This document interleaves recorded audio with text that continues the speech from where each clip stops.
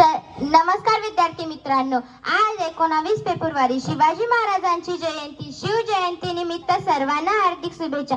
शिवजयंती निमित्त इयत्ता 7वी कडून आम्ही तुमच्या समोर अष्टप्रधान मंडळ सादर करणार आहोत. जून 1674 मध्ये शिवाजी महाराजांचा राज्याभिषेक झाला. यावेळी राजांनी अष्टप्रधान पदवी स्वीकारली. कारभाराची निरनिराळी कामे महाराजांनी या मंत्र्यांवर सोपली आणि ते आपल्या कामाबद्दल वैयक्तिकरित्या छत्रपतींना जबाबदार असत. राज्याभिषेकावेळी अष्टप्रधान पद्धती पूर्ण झाली. यावेळी महाराजांनी आपल्या मंत्र्यांना त्यांच्या कामानुसार संस्कृत नावे दिली. याचबरोबर मंत्रीपदे वंश परंपरागत न ठेवता कर्तबगारीवर ठरवण्यात येतील हे देखील घोषित केले. अष्टप्रधान मंडळात कार्यरत असलेली मंत्री त्यांची नावे आणि कामे तुमच्या समोर सादर करतात.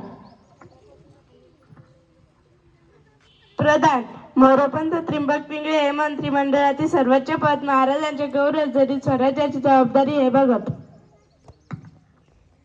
मात्य रामचंद्र निळकंठ स्वराज्यातील जमा खर्च लिहून देण्याचे काम हे करत. सचिव अण्णाजी दत्त स्वराज्याचे पत्रव्यवहारावर लक्ष ठेवत.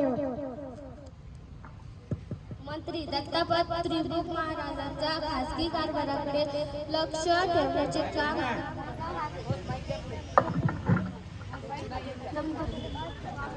दत्ताजी पंत त्रिभुक महाराजांचे खासगी कारभाराकडे लक्ष ठेवण्याचे काम, त्यांची भोजन व्यवस्था, वैयक्तिक संरक्षण देण्याचे काम हे करत. सरनौबत मोहितराव मोहिते राज्याचे सैनिकांचे घोडा आणि पायदळाचे हे प्रमुख होते.